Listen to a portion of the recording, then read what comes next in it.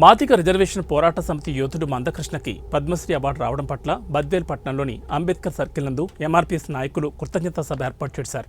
ఈ సందర్భంగా cake cut చేసి ఆనందం వ్యక్తం చేశారు. ఈ కార్యక్రమానికి బద్వేల్ తాలూకా ఎంఆర్పీఎస్ అధ్యక్షులు వై ఓబయ్య జాలగురయ్య ఆధ్వర్యంలో కృతజ్ఞతా కార్యక్రమం ఏర్పాటు చేశారు. ఈ సందర్భంగా వారు మాట్లాడుతూ 30 ఏళ్ల పోరాట పటిమలో అలుపెరగని ఎంఆర్పీఎస్ కోసం ఉద్యమాలు చేసిన మందకృష్ణ మాదిక్కి కేంద్ర ప్రభుత్వం పద్మశ్రీ అవార్డు ఇవ్వడం సముచితమన్నారు.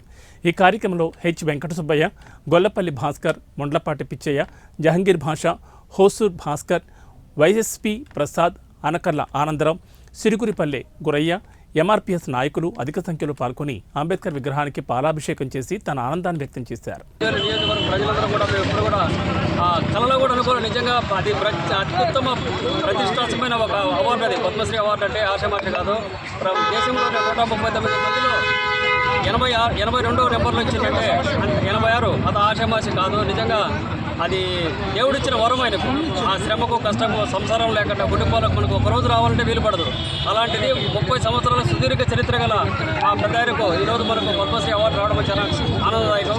ఈ సందర్భంగా మా తరపున మా బద్వేల్ కాన్స్టిట్యూన్సీ తరపున యోధునికి ఈరోజు పద్మశ్రీ రావడం చాలా మాదిగ జాతి చేసుకున్న పుణ్యమని నేను ఈరోజు బద్వేల్ నియోజకవర్గం నుంచి ఈ యొక్క పదాన్ని తెలియజేసుకున్నాను.